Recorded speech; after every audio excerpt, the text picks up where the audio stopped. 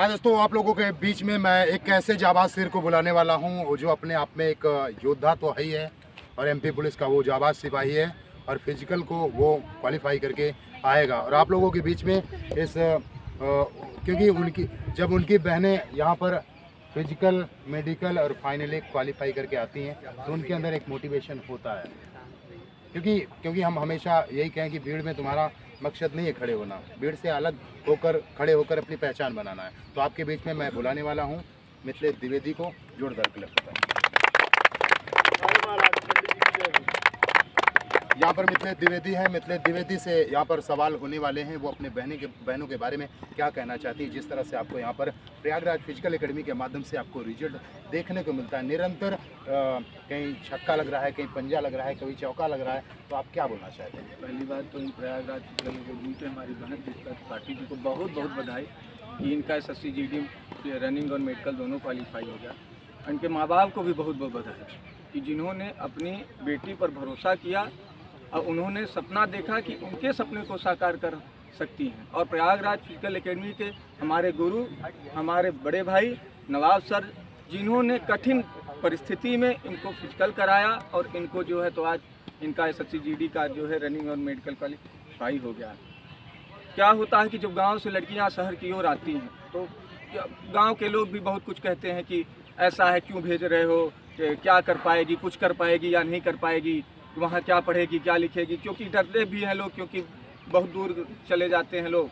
लेकिन इनके माँ बाप जिन्होंने इन पर भरोसा किया, इन्होंने उस भरोसे को कायम किया।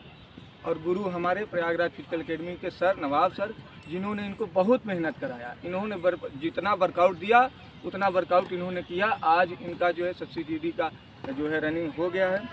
मैं इतना ही कहना चाहता हूँ कि हरिवंश राय बच्चन साहब की मुझे 2 लाइनें याद आती हैं कि छुप छुप अश्रु बहाने वालों, मोती व्रत लुटाने वाले, कुछ सपनों के मर जाने से जीवन नहीं मरा करता। वृक्ष हो भले खने, हो घने हो बड़े, एक पत्र छावी मागमत कर शपथ अग्निपथ अग्निपथ। ये महान दृश्य है, चल रहा मनुष्य है, अश्रु श्वेत रक्त से लथपथ लथपथ, अग्निपथ अग्निपथ अग्निपथ। बहुत बहुत बधाई।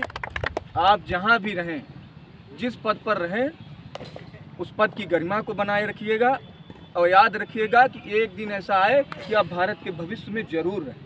ये उम्मीद करते हैं हम कि इसका मतलब ये नहीं कि SSC GD में आपका चयन हो गया तो आपके बस सपने यहीं तक नहीं, सपने के जो है तो बहुत सारी बुलंदियाँ, बहुत दूर जाना है। आप यहीं तक नहीं रुकना है, अभी बहुत दूर है, बहुत दूर जाए। मैं इतना ही कहना चाहूँ, नवाब सर को बहुत बहुत बधाई, जिन्होंने अपने बच्चों को हमेशा एक गाइडेंस, एक पिता के रूप में जो है तो वर्कआउट कराया। और जो जैसा वर्कआउट करा, इन्हीं का बस नहीं, हजारों ऐसे बच्चे हैं जो प्रयागराज फिजिकल एकेडमी से सेलेक्ट होकर चले गए और बहुत अच्छे अच्छे पदों पर सेलेक्ट हो गए। जहां भी हैं, जिस पद पर हैं, प्रयागराज फिजिकल एकेडमी के हमारे सर नवाब सर को याद करते हैं। और जब तक हम रहेंगे, ये हमारे साथ हमेशा जुड़े रहेंगे, एक पिता के रूप में, एक बड़े भाई के रूप में, एक गुरु के रूप में। और मैं तो यही कहना चाहता हूँ, आप लोग जो आस के क्षेत्र में रहते हो, एक बार प्रयागराज फिजिकल एकेडमी विजिट करें, देखें, जो जैसा वर्कआउट होता है करेंगे, आपका सिलेक्शन 100% होगा, ये इनकी गारंटी है। क्योंकि यहाँ बहुत सारे बच्चे, ऐसे बच्चे जो आते थे जिनका कभी फिजिकल होता ही नहीं था, जो आते थे आधे किलोमीटर 1 किलोमीटर रुक जाते थे, हताश हो जाते थे, उनका होगा कि नहीं होगा। लेकिन इनके कुशल मार्गदर्शन में उन्होंने फिजिकल किया, उन्होंने अच्छा वर्कआउट किया और आज वो सेलेक्ट हैं।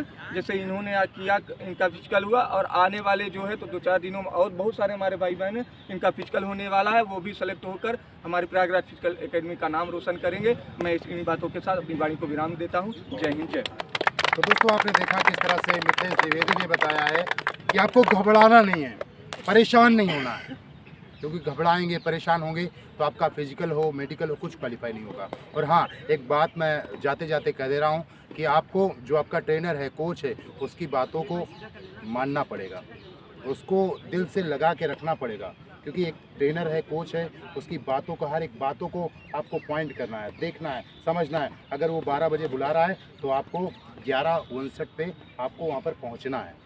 बहुत सारे बच्चे यहाँ पर कहते हैं कि अगर टाइमिंग 12 बजे दे दिया गया है तो 11:59 नहीं, वो आएंगे 12:30 बजे, तो ये नहीं उनके, क्योंकि शिष्टाचार क्या होता है ये ध्यान रखना है कि जो जिस तरह से आप शिष्टाचार निभा रहे हैं तो उसको अच्छे से निभाइए और करिए।